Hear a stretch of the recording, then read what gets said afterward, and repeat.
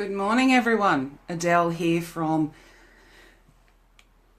not much sleep, actually. Let's be honest. Adele here from Your Healing Path and Dare to Be Authentic. Thank you, Simon, for this very challenging go live. Simon posted in the group about 2 hours ago about everyone's thoughts on forgiveness. And I do encourage all of you to comment on that thread and give us your thoughts on forgiveness. And interestingly, it's all right, Simon, it's all right, it's what I'm here for. Interestingly, I was going to start this feed by, saying, please forgive me because I'm not prepared. I didn't have an awful lot of time to prepare, and that's perfectly fine. But interestingly, my first words were going to be, please forgive me because I am not fully prepared for this. And it is the perfect lead-in.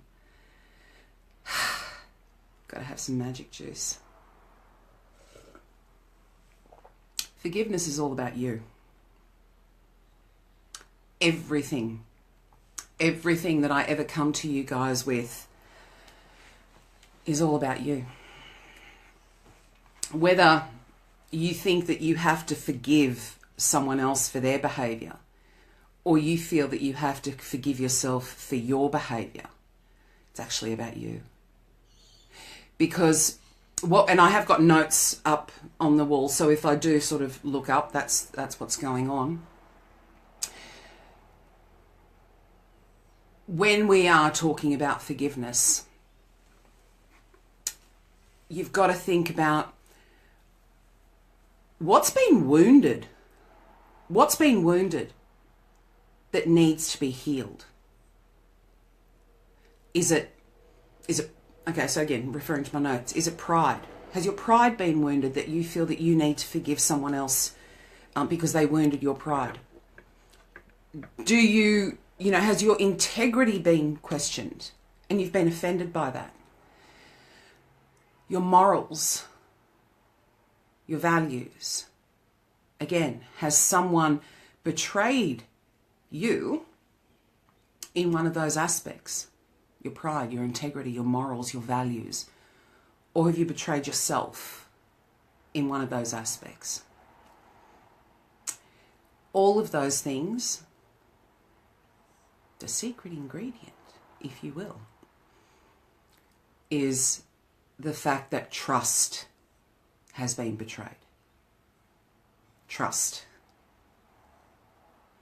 And earning back trust is probably one of the hardest things to do. If you truly betray someone's trust,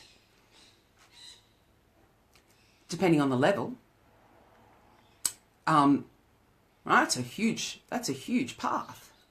I mean, that's a process all on its own. I've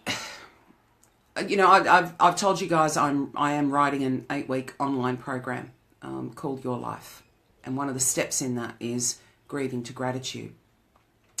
And I'm realizing more and more that process in itself is the process of growth. When you can move from a state of grieving, and I'm not talking, grieving comes in all aspects. If someone's betrayed your trust, you're grieving that someone has betrayed you.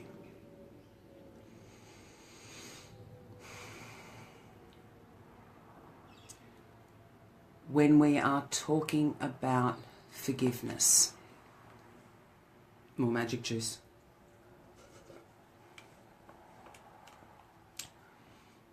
And we refer to it being about you, then again, I keep coming back to the same point, because really blame. Okay, you need to clarify that, Simon. Are you blaming someone or is someone blaming you? Because it's a slightly different perspective depending on what the situation is. Or are you just asking in general? I'm going to keep talking. Blame is about wanting to find someone to take responsibility. You don't want to take responsibility, you'll blame someone else. If someone else doesn't want to take, yeah, we do need to remove blame. And that comes with taking responsibility. If someone is blaming you for something, they are so not self-aware, because I just have to let Casper out. There you go. Because trying to find blame, trying to find someone or something to blame, is about not wanting to take responsibility for yourself, for the situation you find yourself in. I'm going to extend that so far out to things like chronic illness or terminal illnesses. How many people blame God? How many people blame or try and find, let's put it this way, because when we're talking about aspects that personal, when it's about, those kinds of big issues, it can be quite a trigger. So when you're trying to find someone else to take responsibility for what is going on, that's blame. If you're willing to take responsibility for your actions every single frickin' time, every time, you can't attribute blame elsewhere. You have to own it. You have to own your actions. You have to own the responsibility for those actions. And if someone is casting blame your way, then they are the ones that need to take responsibility. They are the ones that are running away from potential outcome of, hang on a sec, this is actually my fault. I did this for whatever actions.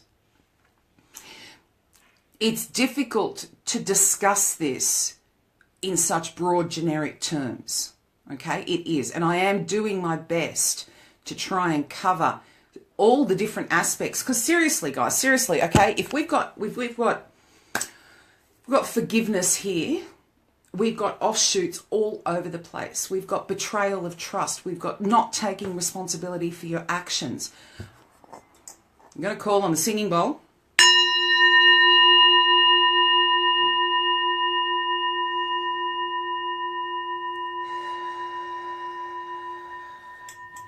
It's my calming mechanism.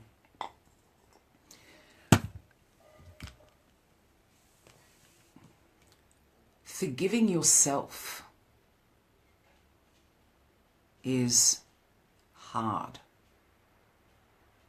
It starts with being honest, being radically honest. Thanks. Being radically honest with yourself and the other people involved. Taking responsibility for your part of the situation. And then the hard work. Well, I mean, it's hard up until that point. But from then, hard work still. Because you have to forgive yourself. If you've betrayed your own morals, your own values, your own integrity, if you've betrayed the trust that you have always held in yourself, how do you come through that? You can't change the goalposts.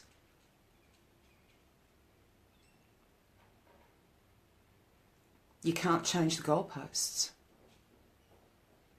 If your values are, the things that I mentioned, trust, pride, integrity, morals, if you've betrayed yourself on those things, where do you go from there? Soul searching. You have to ask yourself, what drove me to this behavior? So here's the thing, right? Once you identify what's been betrayed, What aspect of trust has been betrayed? Then you get the chance to ask yourself, why did I let that happen? And that's what I mean about the soul searching. Why did I let that happen? What was lacking in my life to drive me to those behaviors? Is this making sense, Simon? Or am I going off on tangent?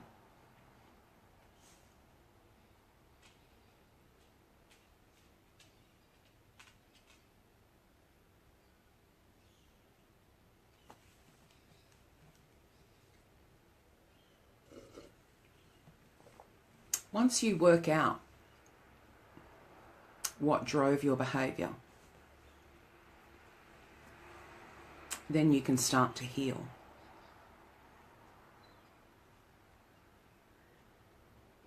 Okay. So carrying it with you for the rest of your life until you drop it or you process it.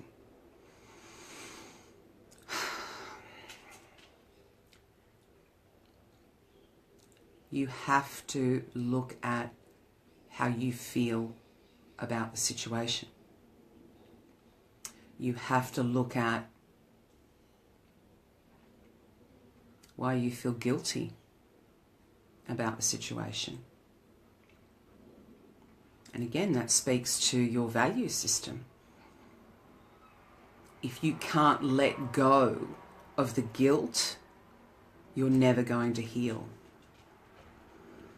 So, we go from identifying what's been wounded and what needs to be healed to the guilt aspect of all of that, which speaks to betrayal, primarily. Then, why do you feel guilty? You've betrayed your own value system. What drove that behavior? What was missing in your life to drive the behavior? Yeah.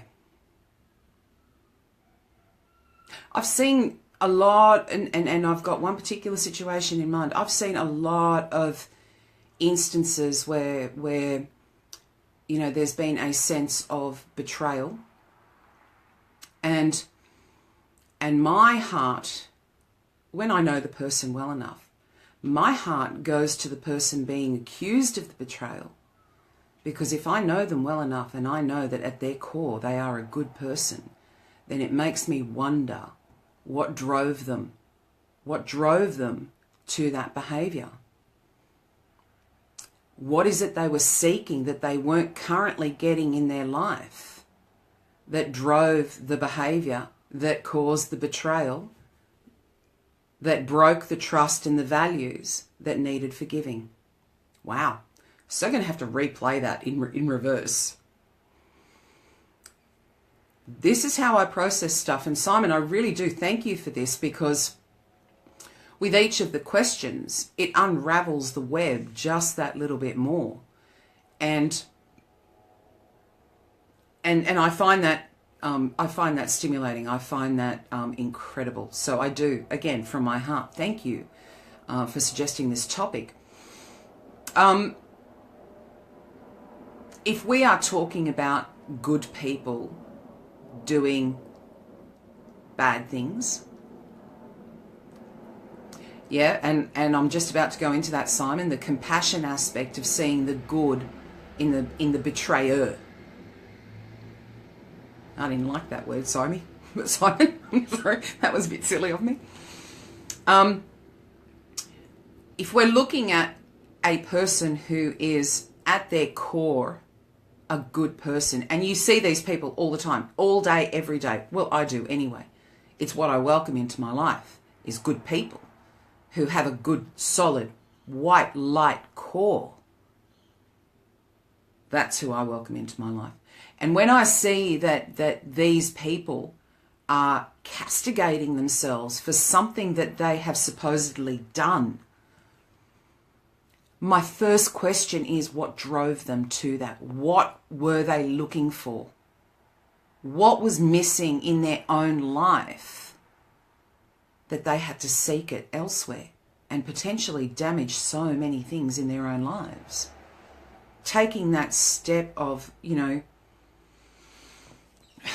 whatever it might be. Look at the person. If you're looking at a good person who has supposedly done bad things, what's driven that behavior? If you're looking at a bad person, no such thing as a bad person. If you're looking at a person who has had ongoing issues and cannot break that cycle, I much prefer that than referring to someone as a bad person. Ooh, no such thing. If you look at a person who has battled their entire life with issues that they're faced with, and they keep repeating behaviours that we consider to be immoral, behaviours that we consider to be wrong, what's driving that behaviour? What is missing in this person's life that is driving that behaviour?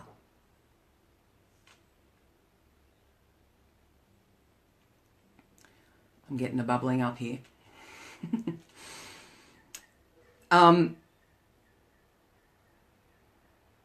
Because that's my belief. That's my belief system. I don't believe that there are bad people in the world. I believe that there are people that have been battling from the moment of conception. Hi, Jackie. Hi, Victoria. People, souls that have been battling from the moment of conception.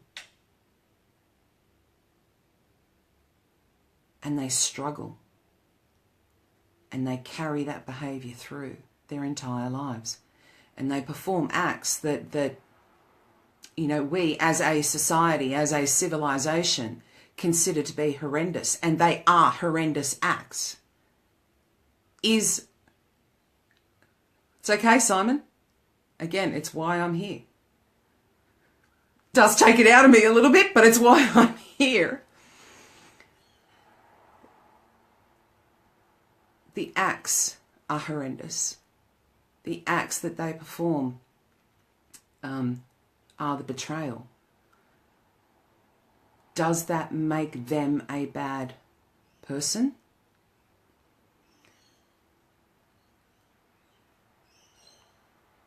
It may make them lead a bad life. I don't know.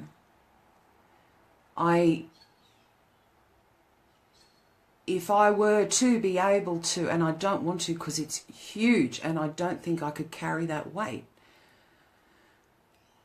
If I could tap into the people who commit these horrendous acts, whatever it might be, it would be to send them healing, a constant flow of white light. Actually, we can all do that. I can do that. You can do that. Yeah, that's exactly right, Jackie. So, in speaking about forgiveness, it doesn't just refer back to you, it comes from you. You have the ability to send it forward. Wow, that's awesome, Simon. And I'm just going to read that out. Our soul is protected while the form is being abused. Okay. This is kind of one of my favorite things. It's another one of my core belief systems that we are born, we are conceived. Okay, not necessarily always conceived in pure love. We come into this incarnation in pure love. We all have a role to fulfill. And I do believe that our soul is protected. I actually believe that our soul stays intact for our entire lifetimes. There are some schools of thought that talk about, soul fragmentation and things like that. Personally, I don't believe that. I don't believe that the soul is that fragile that it can be blown up and defragmented. I believe that the soul is the most powerful force in the universe, in our world, in our own lives. And I don't believe it can be destroyed, even though we refer to, soul-destroying incidences or rip my guts out. The soul is the most rock-solid foundation you have in you. The light of it may be dimmed through circumstance, but it never gets destroyed. It may be buried so deep under so much crap that it takes you years to uncover what's going on, but it's never destroyed. Hi, Ben. Each and every one of us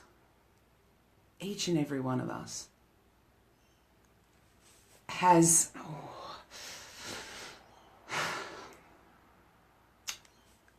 this white light that sits inside us, and I see it in everyone. I see it in everyone that I work with. I see it in everyone that I deal with. And that white light, depending on how much you love yourself, how much you believe in yourself, it could be as tiny as a pinprick, or it could be as huge as the world. The first thing that you can do for yourself when you're talking about forgiveness is to ignite that white light.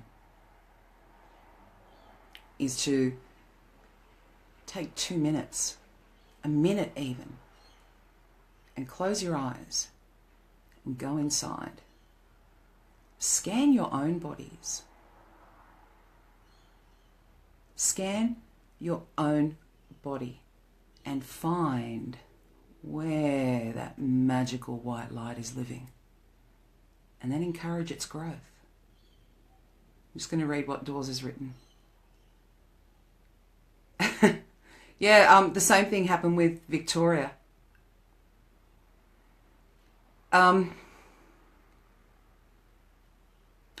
Further to that, Simon, what I want to say is that I also have a really, really strong belief that once you establish your understanding of... I know, it's really freeing, isn't it, Ben? It's one of the best things that you can do for yourself, forgiving others, forgiving yourself. Simon, you mentioned about the soul being protected. I believe that once you establish the protection that you require in your life, it stays with you. And there is a process for that. It's actually a really, really simple process. All it takes is a couple of days up to a couple of weeks where you continue to call in healing light. True story. You continue to understand that you yourself are healing light. And that grows. My personal protection, there's a lot of people that talk about, putting a bubble around yourself and white lighting or golden light and all of these sorts of things. Other people talk about this one. This one had me just going, you've got to be kidding me, right? That imagine like a golden bird cage around themselves. Jesus, I couldn't imagine anything worse. Trapped in a cage. No. Well, not for me anyway. The protection that I created for myself, the protection I encourage within myself, is a pillar of white light. Kind of runs my entire torso. My head kind of gets excluded because that's got to do all sorts of weird shit. But the pillar of white light, and I carry it inside me, and it radiates outwards. Because personally, I don't want to lock anyone out. I don't want to put myself in a cage. Angels are there all the time, Simon. They are always there. What I want to offer to that, though, is consider this, Simon. What if your angels of protection are there to show you how you can protect yourself? Because that's where your strength comes from. Being able to stand sure-footed, knowing that you are protected. Confident that you're protected. Knowing that you are protected. That comes from within you. So speak to your angels, Simon. Speak to your guides. Ask them. Ask them if you can start protecting yourself. I really believe that is the way to go. Comes from inside you. Radiates outwards. Creates your energetic protection. And the stronger it gets, the broader it reaches. Angels, the guides, spirit, they're there to guide us. And yes, they are there to protect us. They're like the guys that are on the outside of the force field going, dudes, no. Not going there. They're the ones that come when you're not strong enough within yourself to carry your protection. When you've been beaten down so long that you actually don't even realize that you have light within you. Of course it's an inside job, Simon. Of course it's an inside job. Everything that we ever talk about in this group is an inside job. It's all about you. It's all about you. Every single one of you.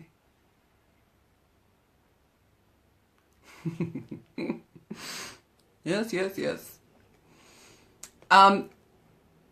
I think I've rambled enough. Wow, I've gone half an hour. I haven't gone half an hour on a live feed since I started. Wow, it's been a while. I want to just open it up if anyone... Wow, thanks, guys. Wow, I just kind of felt this rush of... Whew. Wow. Whatever that was, thank you. That was kind of nice. I need to go and sleep. I've had about 3 hours sleep. I need to go and sleep. But I do thank you for whatever that was that came through, because it felt absolutely delightful. I'm going to call it love and gratitude. And then just a little bit more love, because I like it. Simon, was there anything else? Or Ben, or Dawes? Yep. It's absolutely right, Simon. You know, anyone who's watching this afterwards, and everyone who's on here, I so want to connect with you guys. Thanks, Simon. I love connecting with people that are in this group. So book some time. Really? The more of us, honestly, from my heart, the more of us that get on the same page about where we want to go and what we want to do, then the momentum can't help but move forward. So please, reach out. Let's talk. Let's get things done. That's what I do, you know, by the way. I get things done. I do. This is the source of my impatience. I get things done. It's what I do. So, if you need to get things done, reach out. Simon, thank you so much for this topic. It was challenging, but it was also incredibly rewarding, and I thank you for that. And I'm sending love your way, sweetheart. And just about there you go. Did you get that? Yes. Good morning and good night. To you, Simon. To you, Ben. Good morning and good night. And I will catch you all probably next week. Love you all so much. I think I'm going to do that radiating love thing again today because it worked really, really well last week. Okay. I love you. Have a great day. Have a great weekend. I will see you next week. Bye.